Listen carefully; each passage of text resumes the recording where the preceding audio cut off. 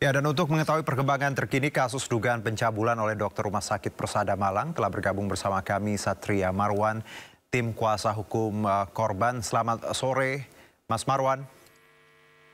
Ya, selamat sore. Ya, dengan Juno, Mas Marwan di studio. Ya, Ya, Mas Marwan, kalau kami boleh tahu bagaimana kronologis tadi klien Anda disebutkan dilecehkan dan juga ada laporan, saya dengar ada 3 lagi korban bertambah. Silakan. ya kalau kronologi seperti yang kita jelaskan ya di awal ya, bahwa hal ini itu terjadi tahun 2022.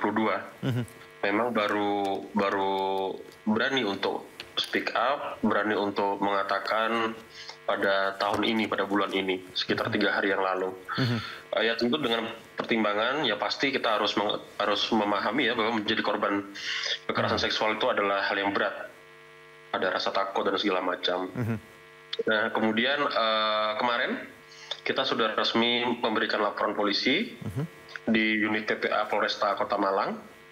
Ini sedang proses, kita minta doanya. Baik, dari 2022 tadi ya, Mas Marwan ya. Ya. Tadi Anda menyebut bahwa ya kita tahu korban tentu akan punya trauma yang mendalam dan akan sulit untuk bercerita karena ini kaitannya dengan hal yang personal dan aib. Apa yang membuat klien Anda akhirnya rentan waktu yang cukup lama bertahun-tahun ini akhirnya mau bicara? Adakah dorongan atau hal-hal lain yang membuat klien Anda akhirnya bisa mengungkap ini ke publik, Mas Marwan? Begini, ini sebenarnya berawal dari rentetan peristiwa yang menyerupai ya di berbagai kota di Indonesia. Ada di Garut, Bandung, Garut ya kalau nggak salah. Terus yang terakhir di Malang ini. Itu berawal dari situ. Kemudian mungkin ada motivasi, ya orang lain berani, saya pun harus berani. Mungkin begitu. Oke. Kemudian tentunya dari keluarga dan kita tim kuasa hukum juga terus kita dampingi secara psikis ya untuk tetap menyemangati, karena kita tahu, kita paham apa yang terjadi ini sangat berat buat korban. Tidak mudah untuk berbicara di publik, mengakui bahwa mereka adalah korban kekerasan seksual. Jadi kita terus kuatkan setiap hari, kita yakinkan bahwa ini adalah langkah yang benar.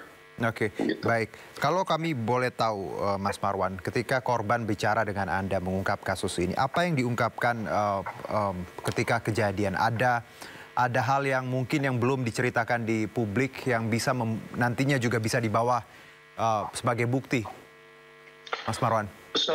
Sebenarnya sudah kita ungkap semua, sudah kita ceritakan. Itulah yang terjadi. Itulah yang terjadi apa adanya. Tinggal nanti mungkin di proses lidik dan sidik nanti mungkin itu akan lebih dipertajam ya. Cuman kita sudah menyampaikan semua apa yang terjadi. Baik, Mas Marwan, kalau boleh diulangi, mungkin baru beberapa yang menyaksikan kasus ini dan mengikuti, apa yang terjadi sebenarnya ketika korban Anda dilecehkan itu? Jadi pada saat itu korban klien saya ini sedang rawat inap di Rumah Sakit Persada atau Persada Hospital. Ini rumah sakit besar di Kota Malang. Saya pun juga salah satu pasien di sana. Saya juga lumayan sering ke sana. Rawat inap di sana dengan keluhan vertigo. Kemudian di hari kedua rawat inap, tiba-tiba ada dokter ini yang kami duga sebagai pelaku, itu masuk berkunjung, yang kemudian seolah-olah ingin memeriksa keadaan korban. Baik. Yang mana kita sudah ketahui bahwa pada saat itu dokter terduga pelaku ini bukanlah dokter yang bertugas, bukan dokter yang bertanggung jawab atas pemeriksaan dari korban.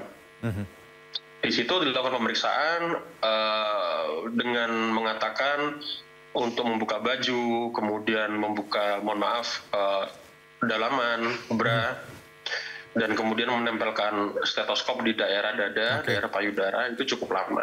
Baik. Dan ditambah lagi dengan si dokter ini kemudian mengeluarkan handphone yang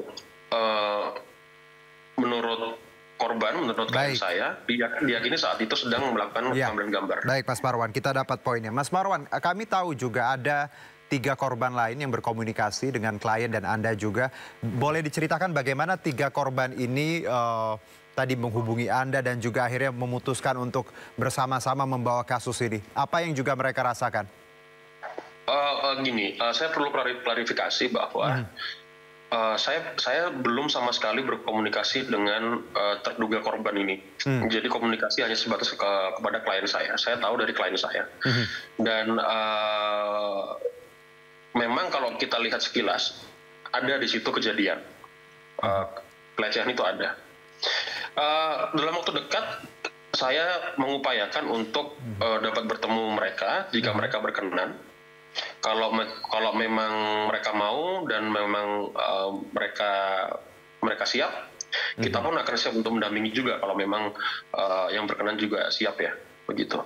Oke, jadi memang saat ini dalam proses komunikasi tadi ya, belum nanti kita lihat ke depannya apakah mungkin korban ini akan bertambah. Tapi sejauh ini memang ada 3 orang tadi yang berkomunikasi.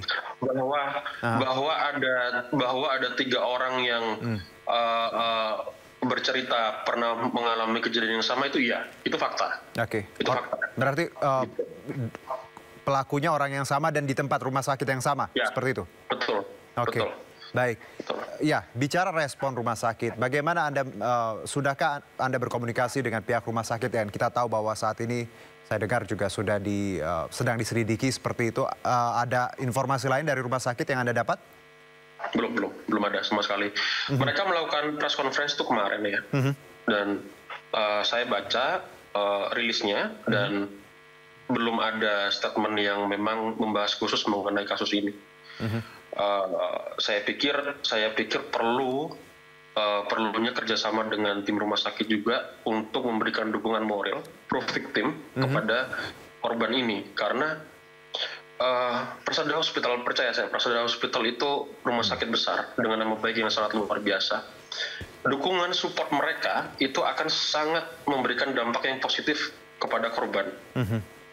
Saya membayangkan kalau semisal rumah sakit ini bisa memberikan support secara moral, mungkin itu akan berdampak kepada korban-korban yang lain juga mungkin akan berani akhirnya. Karena sebegitu besar memang impact-nya ya, nama besar Persada Hospital ini.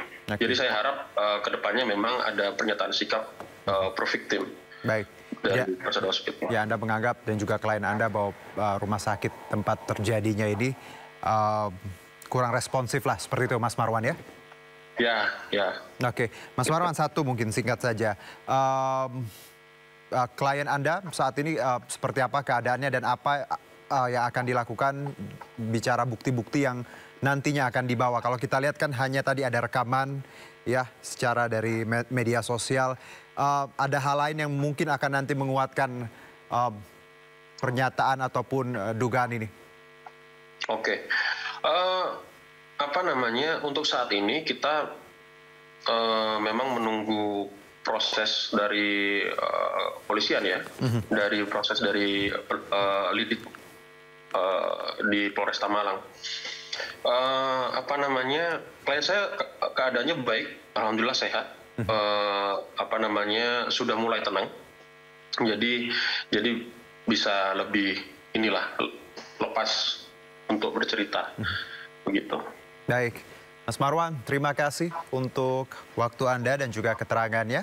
Selamat beraktivitas kembali. Selamat sore. Terima kasih telah mensupport korban. Terima kasih kembali.